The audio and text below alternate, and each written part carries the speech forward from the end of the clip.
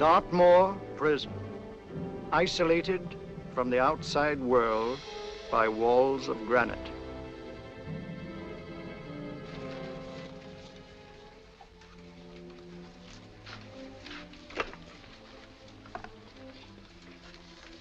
They say you could get out of here by merely telling what you know. You may or may not be another Scotland Yard bloke, but I'll give you the same answer I gave the others. I still have 2 years, 8 months, and 6 days left in which to make musical boxes. That'll be sold at auction for the benefit of this delightful sanctuary. And I intend to serve them.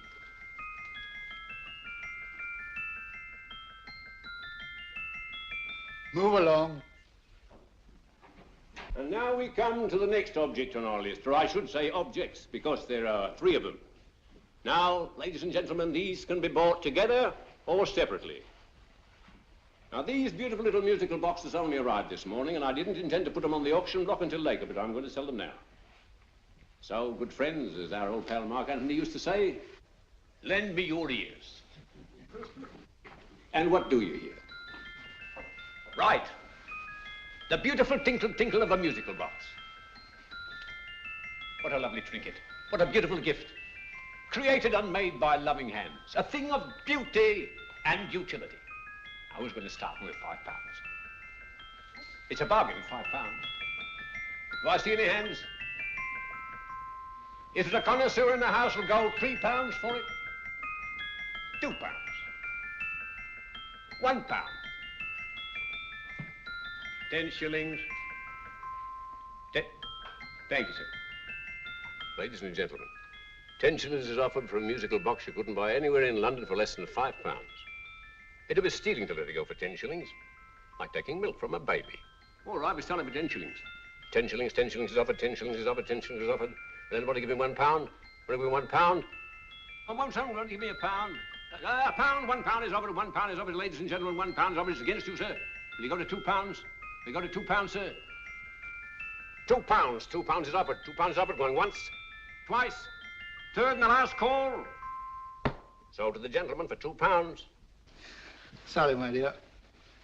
Now, ladies and gentlemen, comes the opportunity to purchase an exact duplicate of the beautiful little musical box just bought by this gentleman for the ridiculous low price of £2. Oh, it's exactly the same. Exactly the same. Made with the same hands. You hear that? Isn't that lovely? That tinkle, tinkle, tinkle, tinkle. Sounds like Bow Bells to me, you know, with little angels pulling on the ropes, eh? Who'll give me £2 for it? Who'll start me with £2? Will anybody start me with £2? Oh, come, ladies and gentlemen. You know, from your enthusiasm, we might all be in Scotland instead of London. Please buy it for me, Daddy. £2, certainly not. We all might be in Scotland. Besides, I don't like his manner. £1, 10 shillings. £1. £1 is ours. £1, £1 is offered. £1 is offered, going £1. Any advance? Going once, going twice. The third and the last call. Sold to the lady for £1. Smart bidding, my dear. Thank you. We come to the third and last of these beautiful little musical boxes. Exactly the same. Tinkle, tinkle. Isn't that lovely? Ladies and gentlemen, I don't bring you here to gull you and swindle you. This is the exact replica of those 2 I just sold before.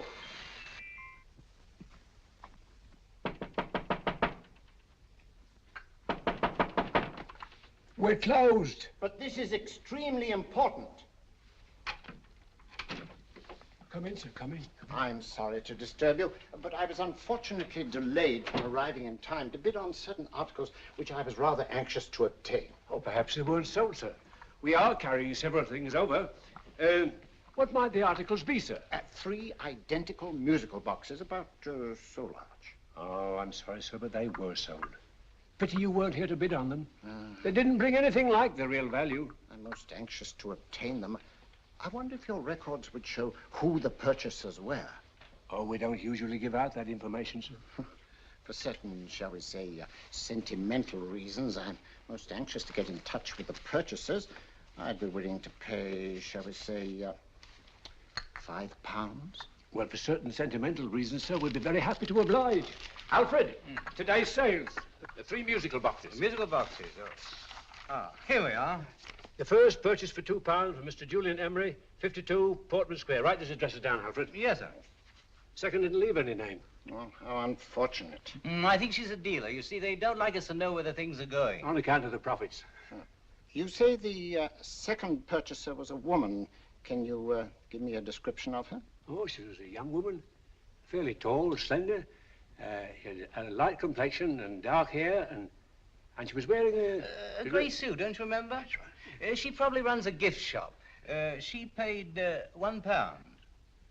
You say she comes here fairly frequently? No, I didn't say so. But she does, sir. Like as not, she'll come in on Thursday. We have sales on Mondays and Thursdays. Oh. And the third box? The third? Oh, Mr. William Kilgore, 143B Hampton Way. For 10 shillings. Quite a drop from £2. Mr. Kilgore was a Scotchman. Oh. Thank you. You've been most helpful. Oh, thank you, sir. And any time you're passing, drop in. We always have lovely things for sale. Our card, sir? Thank you. I'll be back Thursday.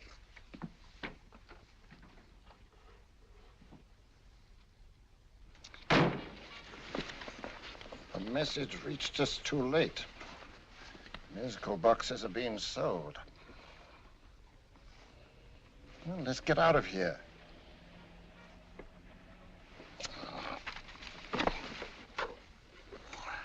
Someday you'll go too far. Reaching for a star, you fool. Yet a fool may touch a star, Colonel Cavanaugh, if he but reach high enough. But not possess it as you would. The musical boxes, they've been sold. What a pity for you, my dear Colonel. Is it my fault that the message reached us only an hour ago? Is it my fault that they were sold? You can't hold me responsible for that. Hope for your sake you're right.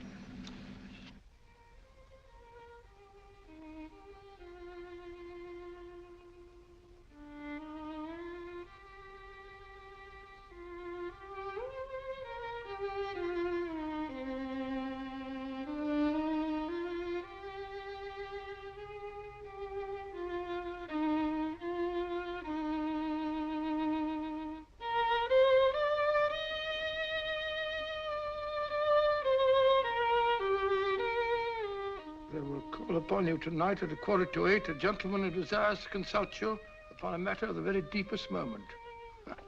Remember that letter, Holmes? It was written over 2 years ago. An interesting case, devilishly interesting. Irene Adler. What a striking-looking woman from the brief glance I had of her. Seems only yesterday. What charm. What poise, and what a mind. Sharp enough and brilliant enough to outwit the great Sherlock Holmes himself. I take it the new issue of the Strand magazine is out, containing another of your slightly lurid tales. It is indeed. And what do you call this one? I call it A Scandal in Bohemia. Not a bad title, eh? If you must record my exploits, I do wish you'd put less emphasis on the melodramatic and more on the intellectual issues involved. More on the what do you mean by that? Well, I do hope you've given the woman a soul. She had one, you know. By the woman, I suppose you mean Irene Adler. Yes. I shall always remember her as the woman.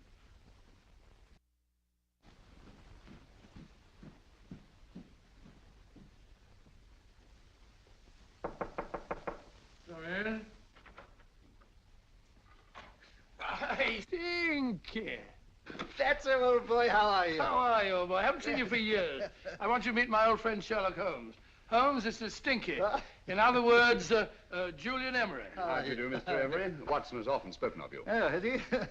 Yes, we were at school together. Yes, more years ago than I care to remember, but you didn't come in here just to remind me of that. No, I just happened to be in the neighborhood and saw your lights burning, so I took the liberty of looking you up. Still writing your mystery stuff? Yes, there's a new one out this week. Good, I never miss them. Oh, good, thanks. I say that bandage makes you look very interesting. Still poking your nose into other people's business as usual? Who hit you? I haven't the foggiest notion. Somebody knocked me on the head in my own living room, and then proceeded to commit the most idiotic burglary you ever heard of. Fellow must have been balmy as a coot. Balmy? Why? Come sit down, old boy. Would you like a cup of tea? Huh? Oh, all right. I'll go and tell Mrs. Hudson about it. Yeah. Why do you say the robbery was idiotic, Mr. Emery? Oh, simply from the fact that with about £5,000 worth of musical boxes in my living room, the thief, who I caught in the act, made off with one that isn't even worth £5. I gather you're a collector of musical boxes. Yes, I am indeed. Some of them are very beautiful, but not the one that was stolen. The thief evidently grabbed the first thing that came to his hand when he heard me coming into the room. Still, it's rather odd, isn't it, that having disposed of you, he didn't pick up something more valuable. Mm-hmm. Was there anything unusual about the stolen box? No, nothing at all. No, I picked it up in the south of France, several years ago. You say you have many valuable music boxes, and yet the thief made off with one that isn't worth £5. Sounds like rather an intriguing little problem. Yes, well, I take it that he was just an ordinary petty thief and didn't know the value. That is a possible explanation, and yet I venture to say that the average petty thief has a more extensive knowledge of the value of objets d'art than the average collector. Well, anyway, that's Scotland Yard's theory. They didn't get very excited about it. That's consistent anyway. I wonder if I might see your collection, Mr. Emery. Oh, of course you could, yes. Nothing a collector likes more than showing off his trophies. When will it suit you? No time like the present. Good. My place is just round in Portman Square. Shall we? Yes, right. Hello? Where are you going? Stinky hasn't had his tea yet. Oh, I'm sorry. We're going round to my place, where I'm going to give you something better than tea. Now, this one was made for Louis XV, and is one of the very few still in existence from that period. And a particularly fine specimen at that. Charming, isn't it? Quite. It all sounded to me like a lot of mice running about on a tin roof. I'm afraid you have no ear for music, Watson. Give me a good old band playing a rousing march. You have all your silly little tweets.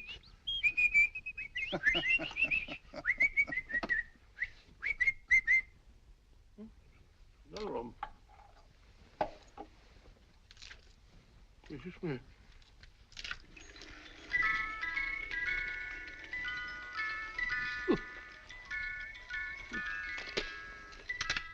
Stupid thing.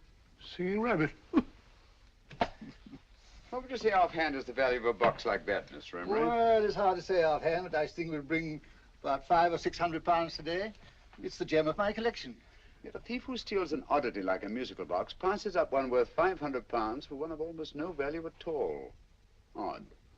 Very odd. What was the stolen box like, Mr. Emery? Oh, just a plain wooden box about so big. Mm-hmm. As a matter of fact, I have one over here almost exactly like it. I picked this up yesterday at an auction room in Knightsbridge. Paid only £2 for it. Of course, I wouldn't in the ordinary way add one like this to my collection, but the tune intrigued me. I'd never heard it before.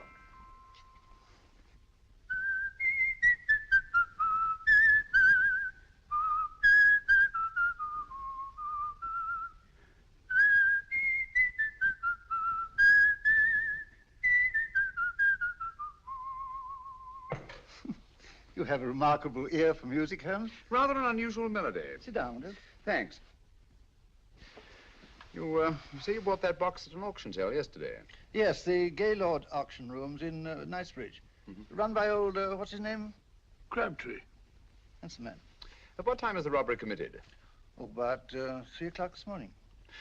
You know, Mr. Emery, that box and the robbery might well be cause and effect, especially since you say that the stolen box outwardly resembles this one a great deal. And Scotland Yard were not particularly interested, eh? Oh, yes, but I wouldn't blame him for that, especially as I told him I was quite unable to describe the thief, except, of course, for the fact that it was definitely a man. All you remember is that you came in here and someone struck you on the head. Yes, and the next thing I knew, my man was trying to revive me. It might be wise for you to put that box away somewhere and lock it up. Oh, I don't think that's necessary. Besides, everything's insured. Well, at least if any further attempts at robbery are made, I'd suggest that you call the police, rather than running into any personal danger. Oh, come, Holmes, aren't you being a bit of an alarmist? Possibly. Well, Mr. Gray with old Stinky. Seems to me you are making rather a mountain out of a moleskin. Molehill is the word, old boy, and it's time you were in bed. Thanks so much for letting us see your place. Now, it's been glad meeting you. Holmes, I can't understand why you were so mysterious. Seems to me the petty thief explanation was the only sensible one. Really? Yes, I can't see how you can believe it was anything else. I didn't say I believed it to be anything else. The petty thief theory is the obvious one, I grant you. However, it's often a mistake to accept something as true merely because it's obvious. The truth is only arrived at by the painstaking process of eliminating the untrue. We are not able to do that in this case without further data. Rubbish, you're pulling my leg. You're trying to turn a tuppenny halfpenny robbery into an international plot. No, I'm not. I just hope that your friend Stinky is a little more cautious in the future, just in case.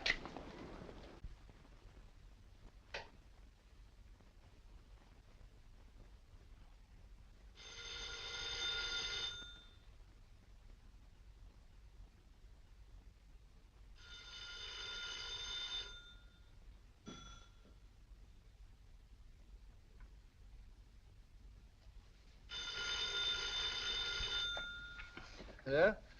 Yeah? Julian Emery here. Who? Why, of course I remember you, Mrs. Courtney. Yes, you're the one bright spot at that appallingly dull affair of Lady Sanford's. Huh? Of course it isn't too late to come round. Yes, I shall be delighted to give you a drink. I tell you what, come straight up and I'll leave the door unlatched. Right, well, 15 minutes? Good. I shall be counting each moment. No, I mean that, really. Right, goodbye.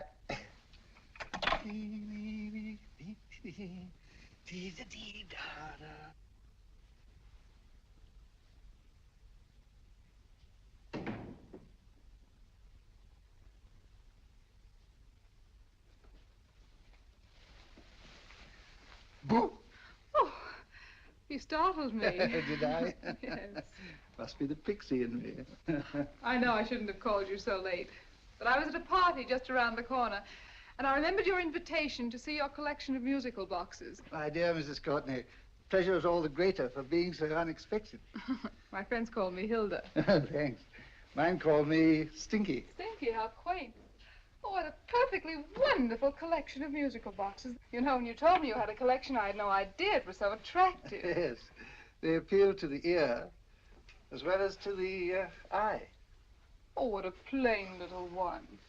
Why, it looks just like a country cousin amid all this grandeur. No. You mustn't underestimate the country cousin.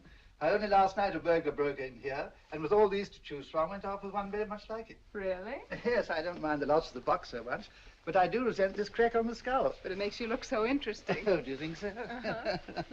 It's funny, that's what old Fatso said. Fatso? I mean, Dr. Watson. He was here this evening with a friend, a Mr. Holmes. He's interested in my collection, too. Sherlock Holmes? Yes. Do you know him? I've heard of him. Yes, he seems to think I'm in some sort of danger. What a haunting tune. It takes me right back to my childhood. Really? Do you know, it's odd that you should be interested in that particular musical box. Odd? Why? Because Mr. Holmes is also interested in it. He may have been more interested in the tune than in the box. My dear, yes, that's right. I remember now. He whistled it note for note, having heard it only once. Really? He must be a remarkable man. Bit of an alarmist, if you ask me. Don't you believe in warnings? Of course not.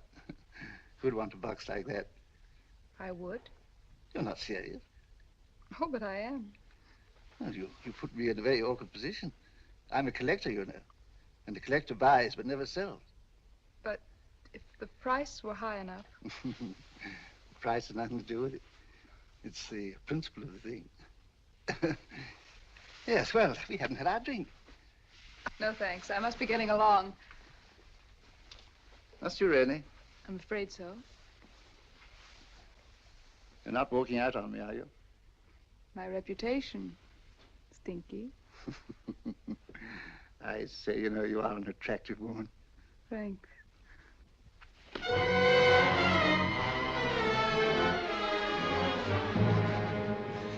You fool. I told you to wait outside.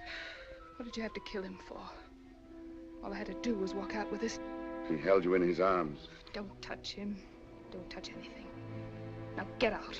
I'm sorry. You're sorry. What about me? This is murder. What about Scotland Yard? What about Sherlock Holmes? Now get out!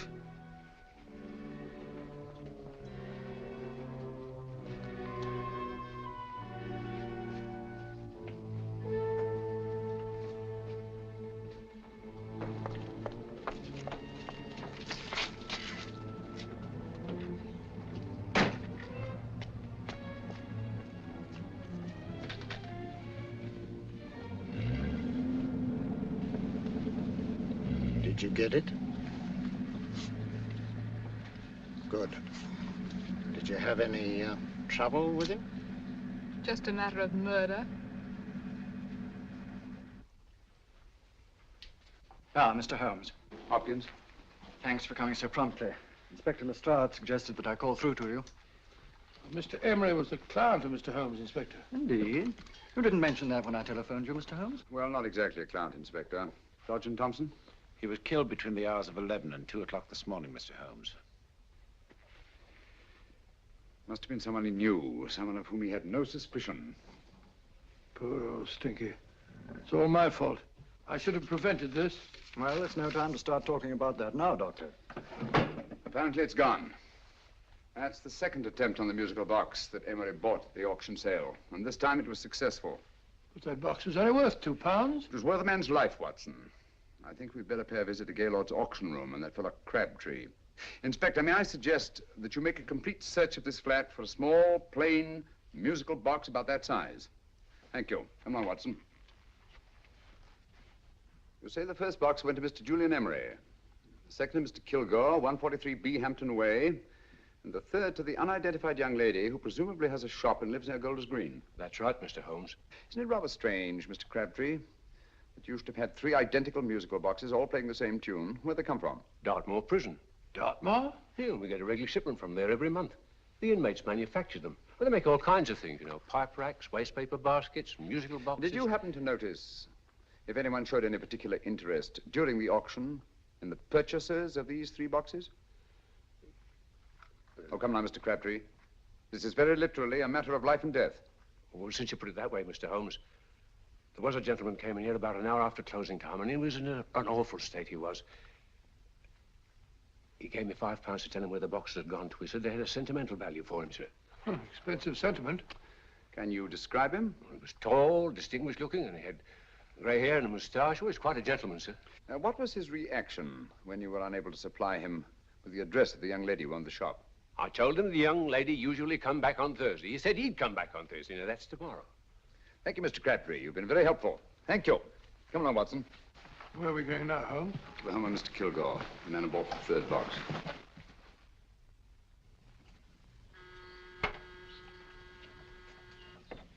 But hang it all, Holmes, how do you know those other 2 musical boxes are of any importance? I don't, but I certainly have no intention of waiting until the owners are murdered to find out. No one at home. I hope that's the explanation. I'll have a look through this window.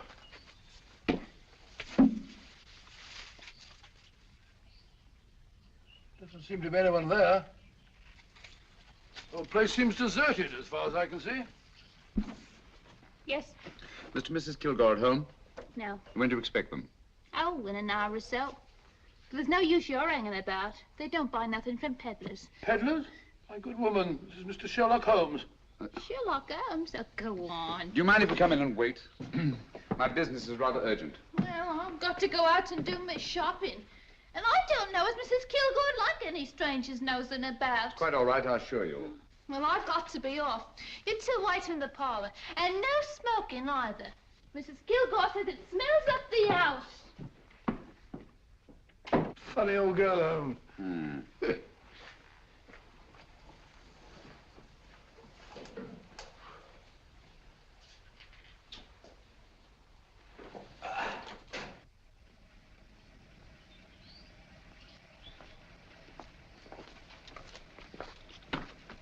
Park Lane. Park Lane? And what would the likes of you be doing in Park Lane? Now, don't worry about the fare, Ducky. If you knows how to get to Park Lane, up it.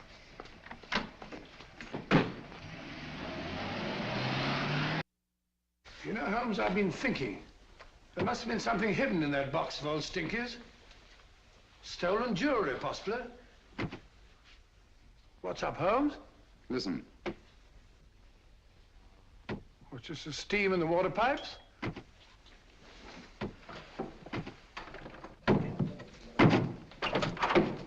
Watson!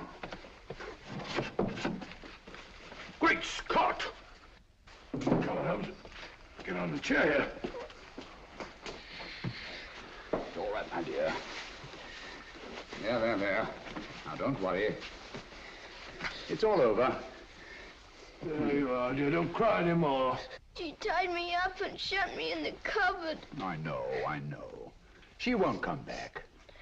Did you show her your new musical box?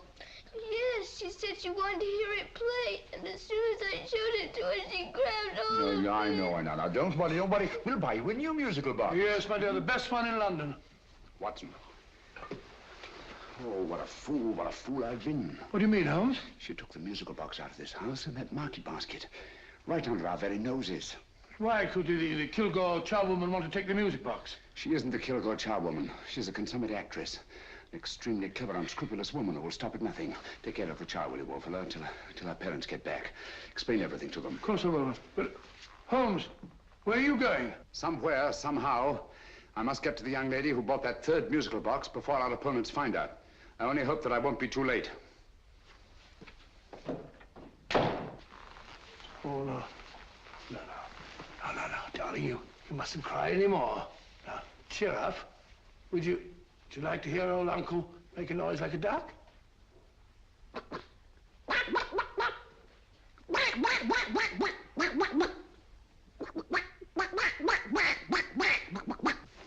Oh, sorry.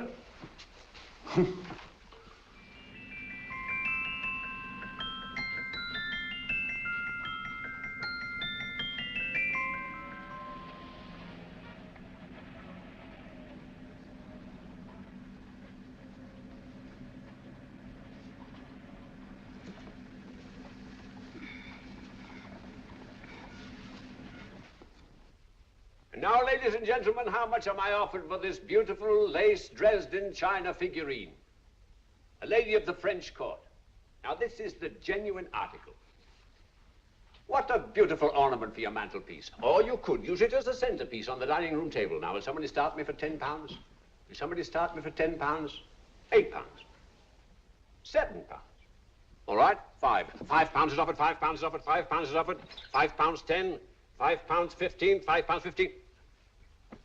£6 is offered, £6, going once, going twice, the third and the last call. Have you all done?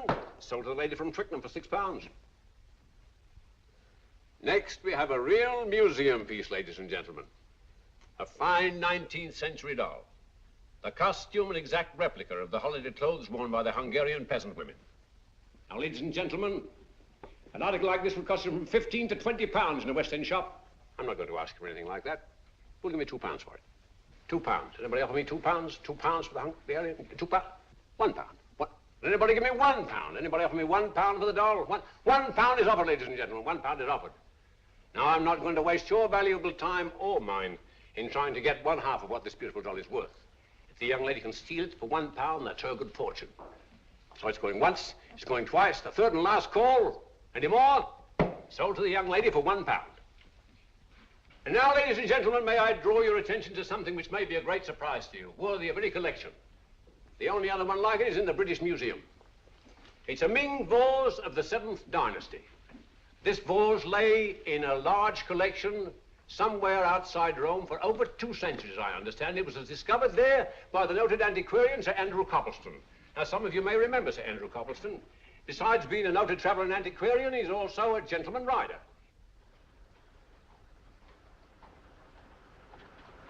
The girl with the parcel in her hands, that's her. Are you sure that's the girl? Well, she fits perfectly the auctioneer's description. Follow her, Hamid.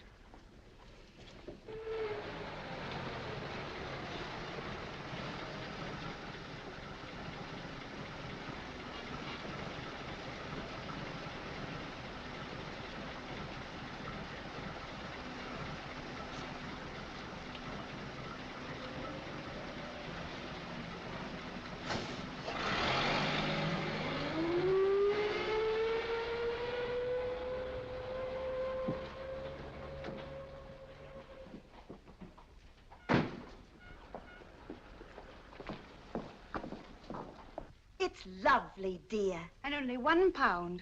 We can get at least 3 for it. Easily. I'll go make some tea. I could do with a cup. Right.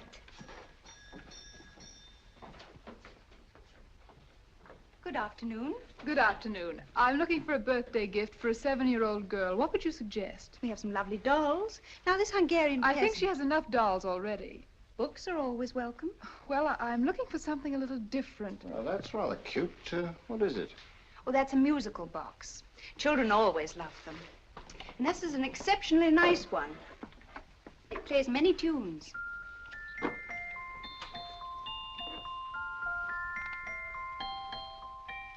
Have you any others? Yes. If you'll just step this way. I have only 2 left.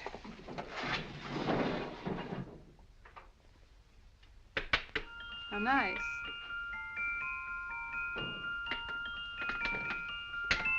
Are you sure this is all you have? I'm sorry. They're rather hard to find, you know. That's our entire allotment. I did have one other, but I sold it earlier this afternoon.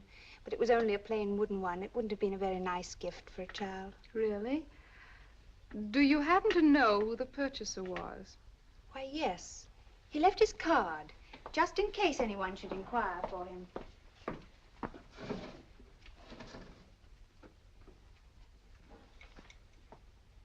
How interesting. I'm sorry, but I'm afraid I'll have to look a bit further. Thank you anyway. Good afternoon. Thank you.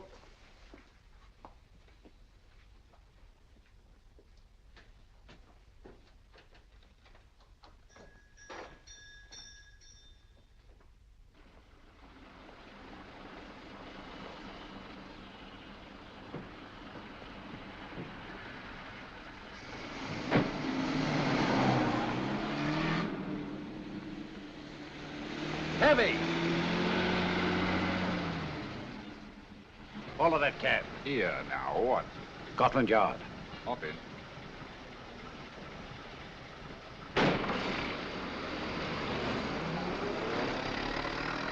Sherlock Holmes. I might have known. We thought we were the hunters, instead of which we're the hunted. We've been fools. We played right into his hands. Of course. He's had us followed. Don't look. The man in front of the toy shop. Hamid, turn sharp right at the next corner and again at the next.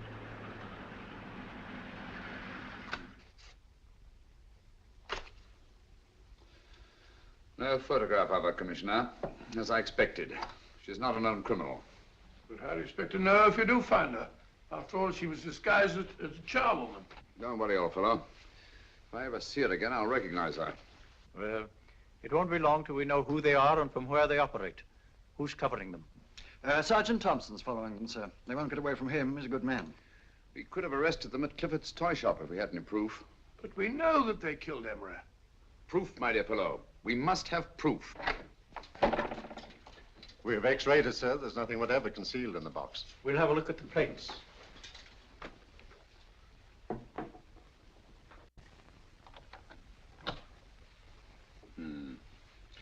There must be some clue. And it's probably so obvious that we've all overlooked it. Seems to me we're up against a bunch of lunatics. Not lunatics, my dear fellow. Extremely astute, cold-blooded murderers. What can these little musical boxes have in them that's so important? Don't forget, they were made in Dartmoor prison. You can smuggle stuff into prison, but not out.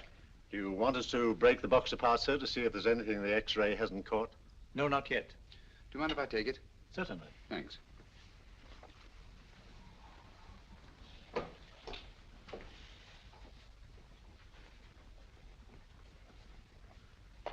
The governor of Dartmoor Prison informed us, sir, in answer to Mr. Holmes' question, that all 3 musical boxes were made by the same convict, John Davidson, serving a 7-year term, sir. Davidson? The Bank of England plates. That'll be all. Yes, sir.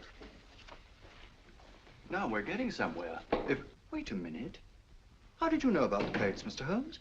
I'm a student of crime, Inspector. I make it my business to know about such things. And when the name of Davidson was mentioned... Well, who is this fellow Davidson? As long as Mr. Holmes seems to know all about it already, I suppose there's no harm in telling you. 2 years ago in London, there occurred a robbery of such tremendous importance, although the stolen articles themselves have no intrinsic value whatsoever, that the Home Secretary was instrumental in seeing that not a word of it appeared in any newspaper. But you never told me anything about this, Holmes. You were away at the time. Articles of no intrinsic value and yet of such importance? I don't understand. Davidson was apprehended within 15 minutes of committing the theft. But by that time, he'd hidden the articles in question and they've yet to be found. Before going further, Dr. Watson, I must inform you that this matter's not to be mentioned outside of this room. Of course not. Do I look like a man who'd gossip? Let's not go into that now, old fellow, shall we? Davidson had been employed for years in a position of extreme trust by the engravings department of the Bank of England. The articles he stole were nothing less than a complete duplicate set of plates for printing £5 notes. What? The Bank of England's own plates? Precisely. And with those plates, a gang of crooks could flood England with £5 notes, not forged in the usual sense of the word, but notes undetectable from genuine Bank of England notes in any way whatsoever. Good heavens. Any whisper at all might have resulted in enormous damage in shaking public confidence in the Treasury. We tried everything after we arrested Davidson. Offered him a shorter sentence if he'd tell us where he'd hidden the plates. Why, we even put in Scotland Yard men with him as cellmates, but no results. Obviously, Davidson is a man of strong character and infinite patience. Yet suddenly he feels impelled to smuggle out the secret of the hiding place of the plates to his confederates. Why? I don't understand, Mr. Holmes. Well, for example, has the Bank of England made any plans to radically change the design of the £5 note so that in, say, 7 years from now, notes made from the stolen plates would be worthless? Confidentially, Mr. Holmes, such a move was discussed. But replacing all the £5 notes in circulation would be such a Herculean task that nothing's been done about it as yet. I see. Of course, there is another possible explanation. Davidson didn't have much time to find a hiding place before he was captured.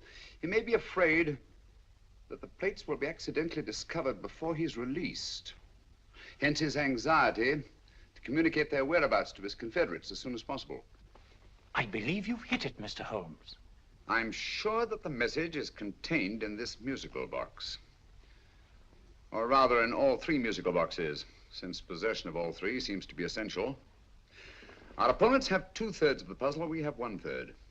Well, what are you going to do, Holmes? Try to deduce the message from the 1/3 that we have.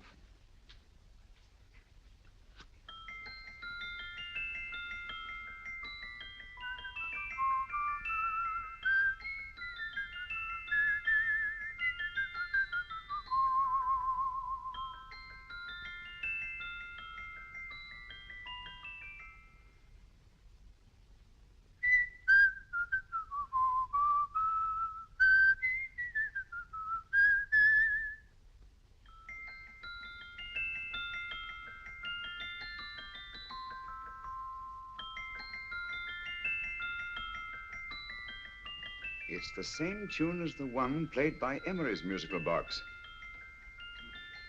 And yet it's different. Sounds the same to me. The tune. Somehow the tune is the key to the mystery. It must be the tune. Otherwise, why use 3 musical boxes to convey the message? Why not collar boxes or shoe boxes? Yes? It's for you, Inspector. Oh, thank you, sir. Inspector Hopkins speaking. What? Where? Golders Green Station reports they've just found Sergeant Thompson's body. From the tire marks on his clothes, he was apparently run over by a taxi. What an unfortunate accident. Not an accident, my dear fellow. I'm afraid it's murder. Never know just who you're going to meet when you're walking down a busy London street. Mrs. Hawkins, Mrs. Brown, any subject of the crowd. Oh, you never know just who you're going to meet. So you better hold your topper in your hand, just in case you meet a lady on the Strand. Girls will think you're kind of sweet, and your day will be complete. Oh, you never know just who you're going to meet. Now, a gentleman is judged by his appearance. Yes, a gentleman is judged by how he talks. Now, he's much better off when he's acting like a toff, especially if he's taking him a walk. What on earth is this outlandish place? A rendezvous for actors. Actors? Buskers, old boy. You've seen them 1,000 times. Actors who entertain the queues, waiting outside theaters. Who you're going to meet when you're walking down a busy London street. So you better wear your best, velvet ties to look your best, 'cause you never know just who you're going to meet. So you better keep your manners right in view, just in case a lady gives a how'd you do.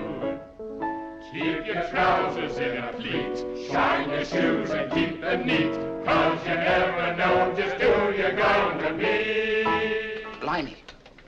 Mr. Holmes. How are you, Joe? Never met him. And yourself? Fine, thank you. I want you to meet a friend of mine, Dr. Watson, Joe Sisto. Oh, well, any friend of Mr. Holmes is a friend of mine. Hi, Joe. He did me a good turn once that I'll never forget. Yes, I cleared Joe of a most unpleasant charge. Murder, no less. Oh, really? By proving to the satisfaction of the police that he was busy at the time blowing open someone's safe. That's right, Governor. Good gracious me. Joe, now you can help me. Come on, buzz off, buzz off. Come on, up it, up it. Can't a gentleman have some peace and quiet around here? And you too.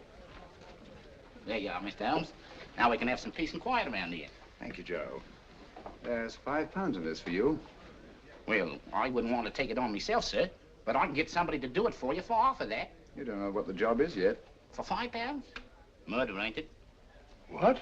No, Joe, not murder, just music. I want you to identify a song for me. Oh, there ain't a song that's been written that I don't know. That's why I came to you. Of course, the violin is more my instrument, but, oh, well, here we go. Now, listen to this, Joe.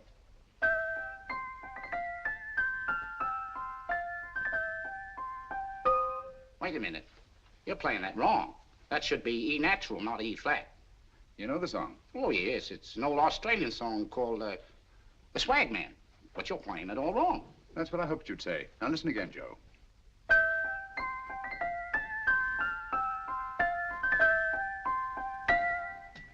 That's the same tune, all right, but you're making different mistakes than you did the first time. No, not mistakes, Joe. Call them variations. Here, play the song for me, will you, the way it's written.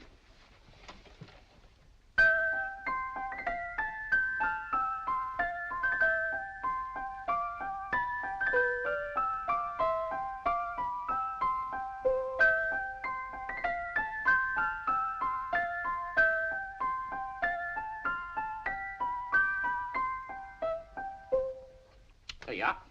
Thank you, Joe. What's it mean, Holmes? Are you onto something? Perhaps. I don't know yet. It's probably a code of some sort. Joe,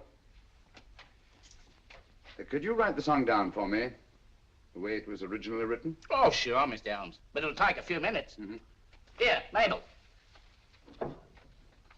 Pale ale. Come on, up to it. Along with it.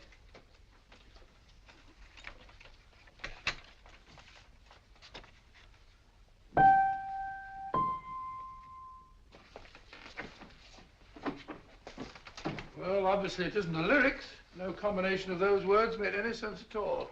The variations in the way Emery's musical box played the tune are different from the variations in the one we have. You sure? Quite.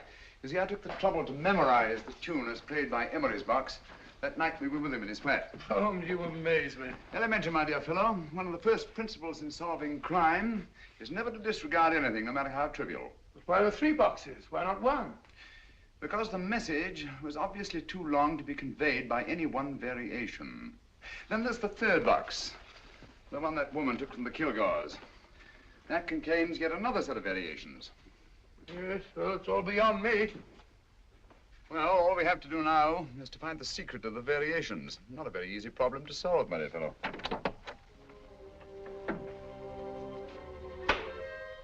Hello. What's up? We've had company.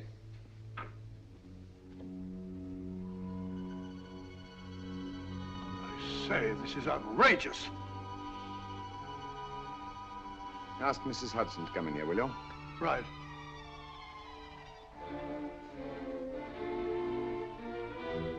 Hudson? Yes? Oh, there you are. Will you come up here at once, please?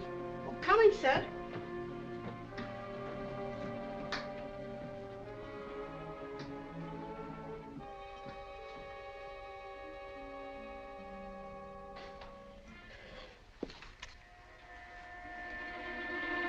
Mercy me, Mr. Holmes. What has happened? Who called while we were out, Mrs. Hudson?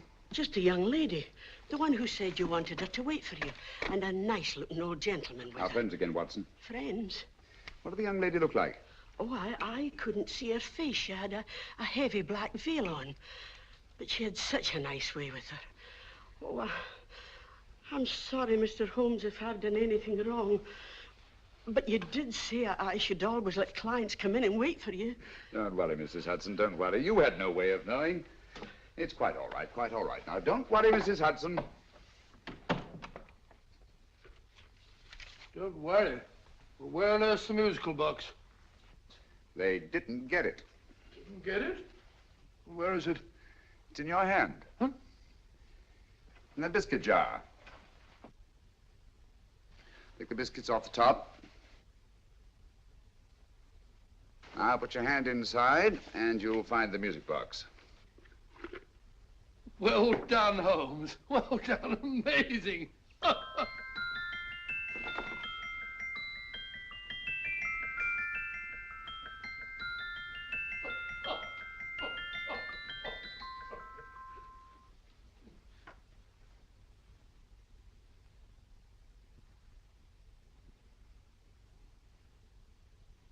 Phew.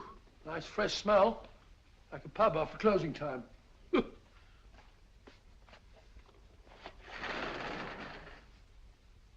I say, Holmes, What?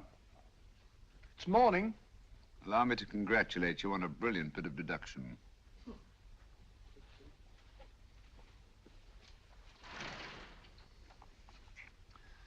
It's not a transposition, not a polygraph transposition, not a trigraph, nor any known form of decoding.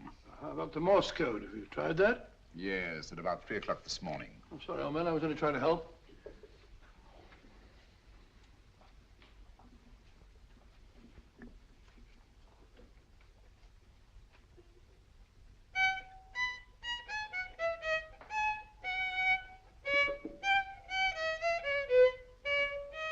Oh, do me a favor. Not again. Must have heard that thing 1,000 times. Kept me awake all night.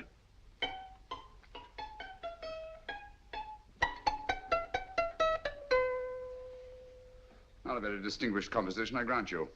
You know perfectly well I don't know one tune from the other. When I was a kid, my people tried to have me taught the piano.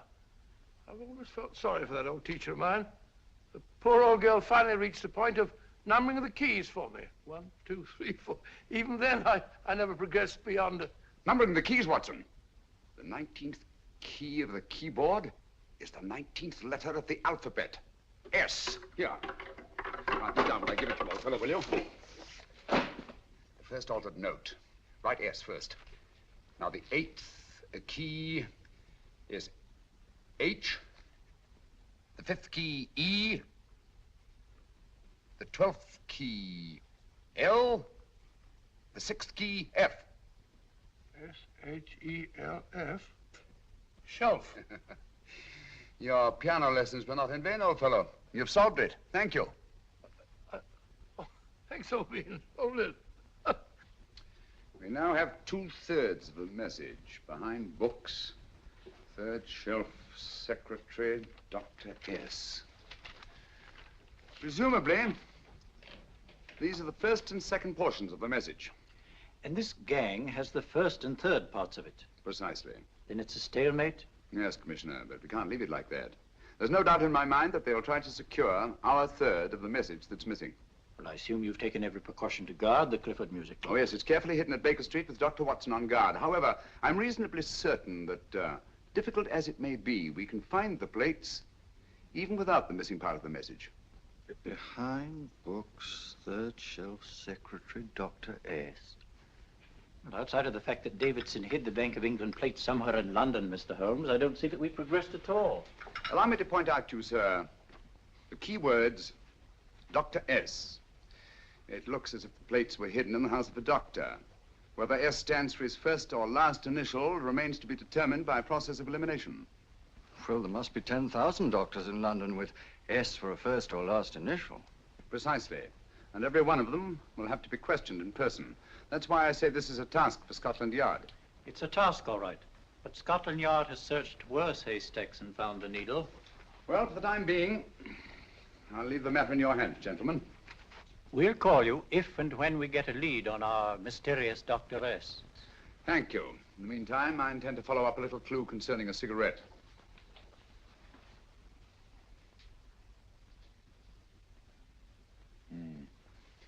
You're certain of the identification of the tobacco? Absolutely. I have made up this special blend for only 3 customers. It is almost pure Egyptian, with admixture of latakia for added body, and a pinch of perique. Merely a whisper, as one might say, for elusive fragrance. Yes. And the 3 customers? Major Wilson in Bombay, India. Mrs. Catherine Leamington Smith in Ireland. Yes, and the 3rd? Mrs. Hilda Courtney of Park Mansions, Bryanston Square. Thank you. Thank you very much. You've been most helpful. It is a pleasure to have been of service, Mr. Holmes.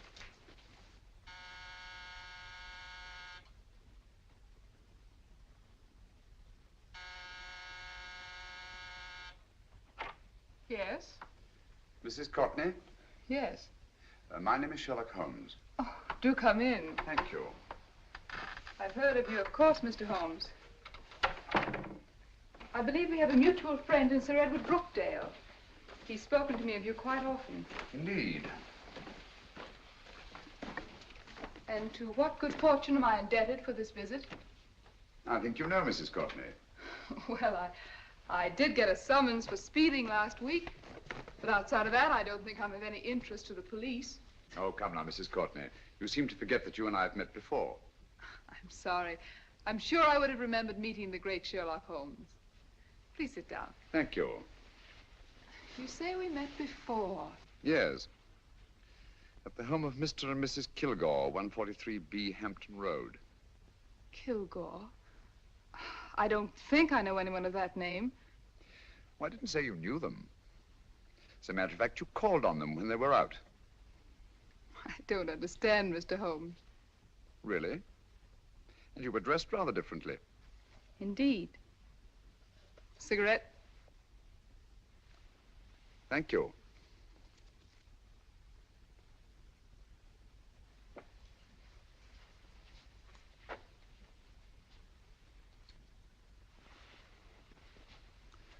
Thank you.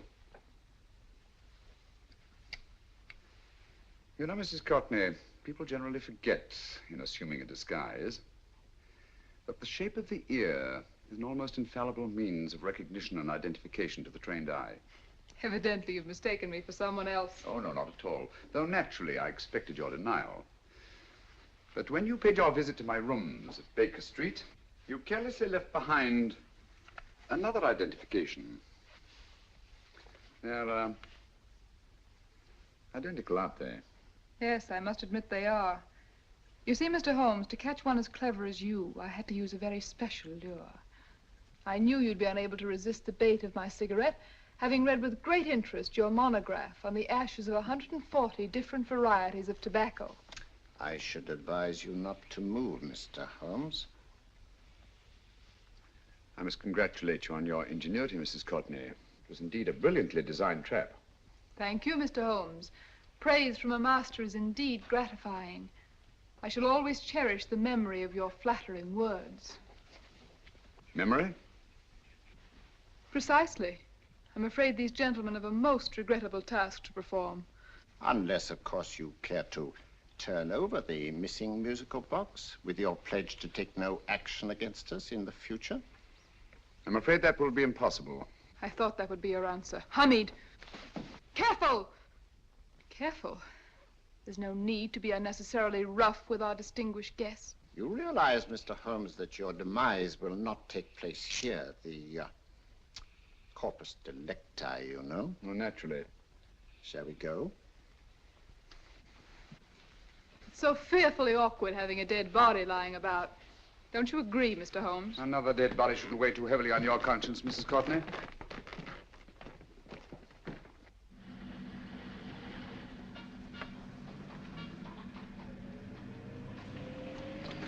You mind if I have a cigarette? Don't see why not.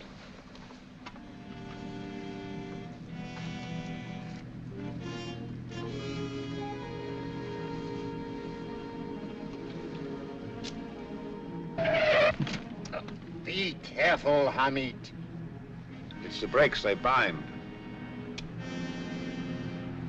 Thank you, Colonel Cavanaugh. It's very considerate of you.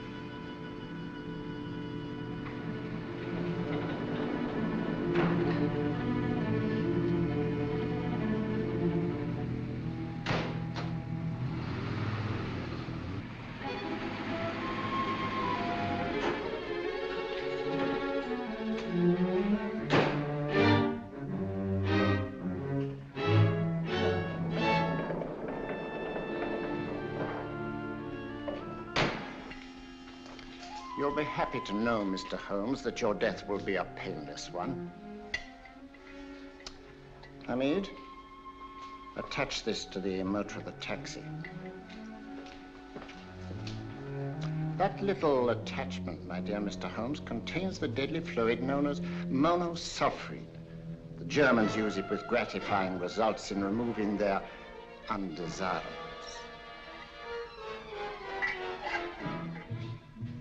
Start the motor.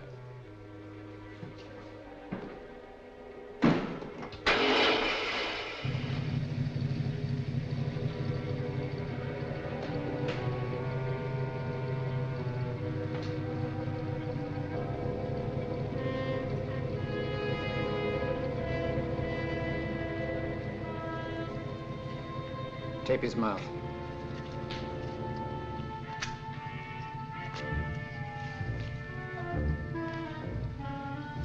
Now, up with him, Hamid.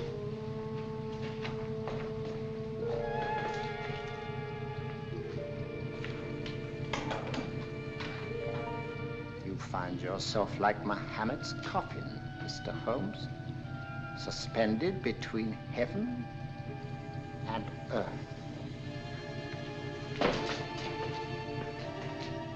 Plenty of fuel in the tank? Good. It would be too bad to have anything go wrong through so simple an oversight.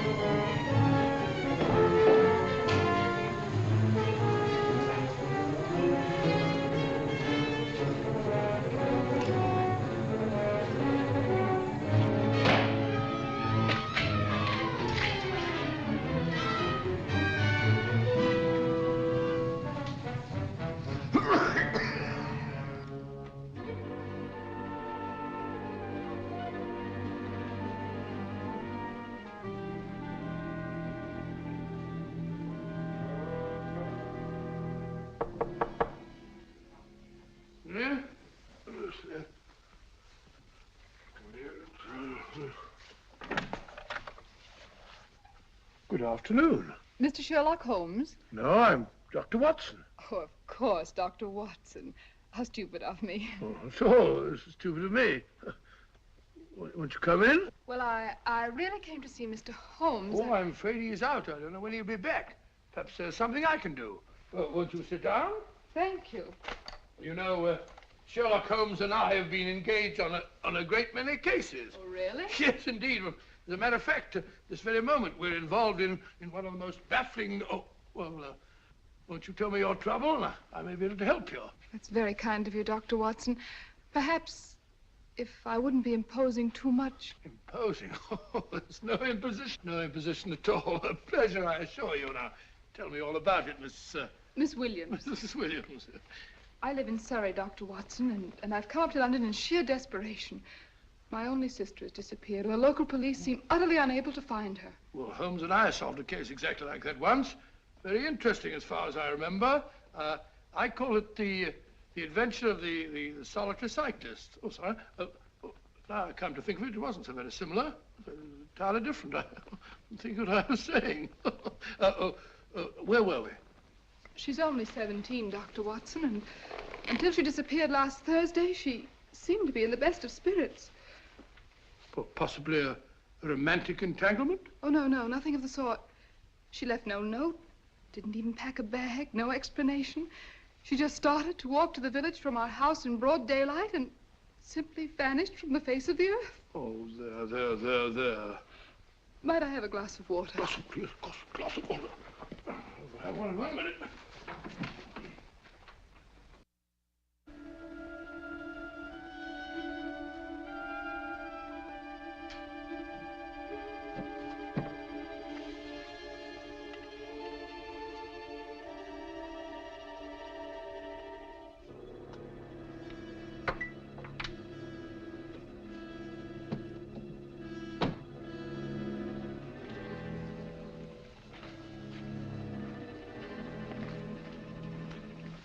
There you are, my dear.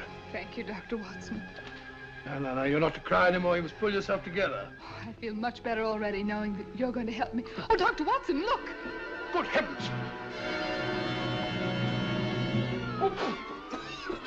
Get through the fire brigade, quickly!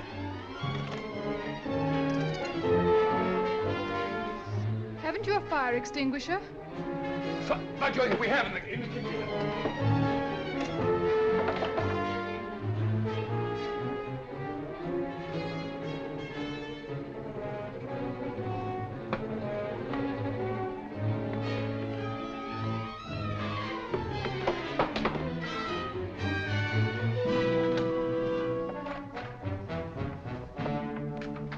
Don't you worry, Miss Williams. We'll have this thing out in no time.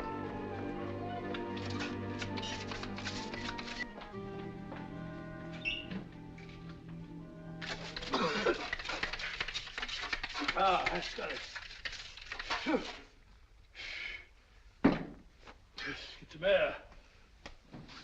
Well, you see, there was no need for the fire brigade after all. I hope you weren't too frightened, Miss Williams. Oh, gone. That's the trouble with women. They always lose their heads in an emergency. Well...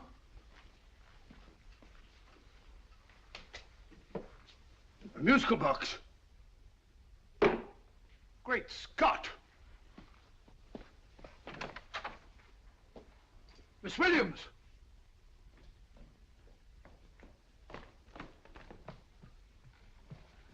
Well? Good. And Holmes? By now, Mr. Holmes has no doubt exchanged his violin for a harp. Always assuming that heaven is his destination. Yeah. And now that we have the missing musical box.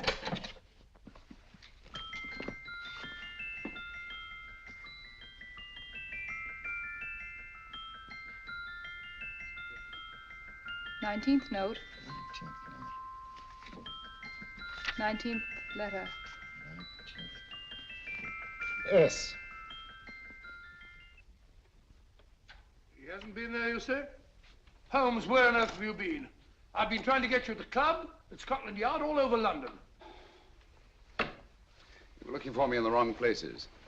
Holmes, terrible things happened. I've been duped. That woman, she made a complete fool of me. Well, what do you mean? Well, she came here, let off a smoke bomb. I thought the whole place was on fire, and my first thought was to save the musical box. No need to say any more. She has the box. Yes. Don't blame yourself too much, old fellow. She's an extremely clever antagonist. Smoke bomb, you said? Well, you can console yourself with the thought that your charming friend is at least a reader of yours. What do you mean? If I remember correctly, you wrote about my little experiment with smoke and the cry of fire in a story you entitled A Scandal in Bohemia, which has just appeared in the Strand magazine. All right, old boy. Don't rub it in. Well, it may cheer you up to know that you made a fool of me, too. That cigarette stub was planted here for one express purpose. We're going to bandaging around this place. Bandaging? What's the matter, Holmes?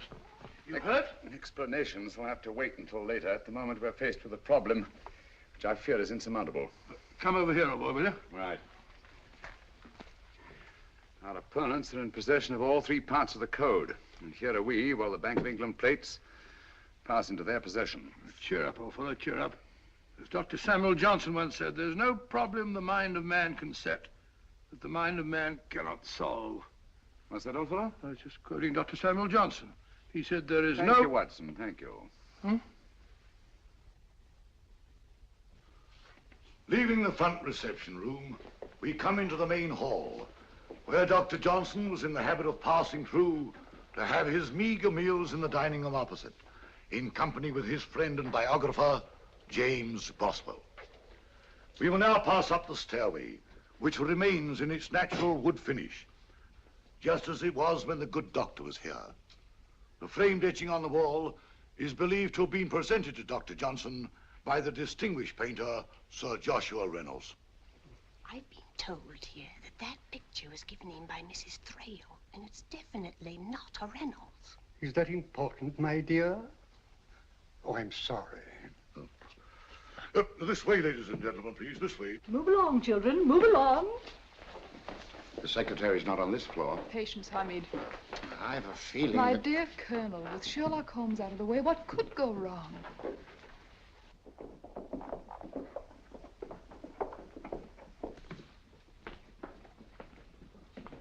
And here we have the Garrett Library, in which Dr. Johnson wrote his famous dictionary, and in which you will see also many of the great man's books and other items of interest.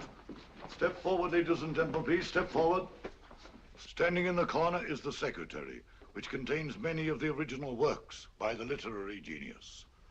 On this table, Dr. Johnson's cat, Hodge, used to sleep while his master worked. A strange thing about this cat, ladies and gentlemen, was its love of oysters. They do say that the dear doctor often went hungry to find the cat that delicacy. What a pity. Now we will visit the grey room, which is immediately below us, in which you will see the very bed in which Dr. Johnson died. What did he die of? Gout. Just gout. This way, ladies and gentlemen. Mind the steps, please.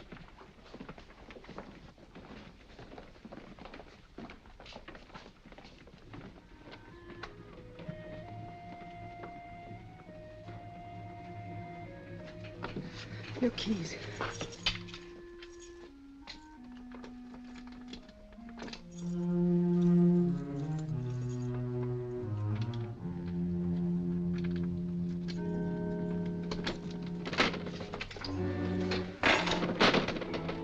Third shelf up.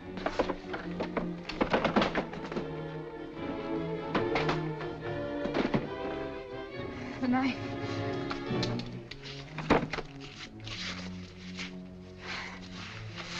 Gentlemen, the Bank of England plates. Well, Mrs. Courtney, so we meet again. No, I shouldn't do that if I were you, Colonel Cavanaugh. I must congratulate you, Mr. Holmes. You're far more clever than I thought. Thank you, Mrs. Courtney. Praise from you is indeed gratifying. I shall always cherish the memory of your flattering words. Memory? Oh, thank you. And now I have a most regrettable task to perform.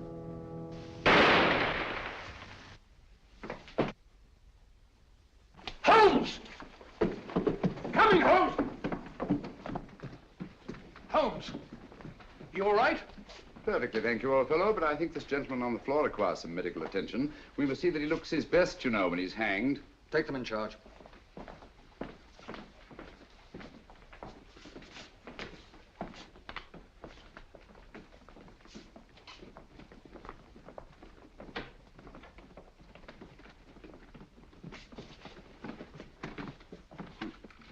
A brilliant antagonist. It's a pity her talents were so misdirected. Will you see that these plates are returned to the Bank of England, Inspector? I still don't understand how you solved it, Mr. Holmes. It's entirely due to Dr. Watson. He gave me the clue when he mentioned Dr. Samuel Johnson. Well, congratulations, Doctor. Oh, thank you, Inspector. I don't think I'd have done it entirely without Mr. Holmes's help, you know.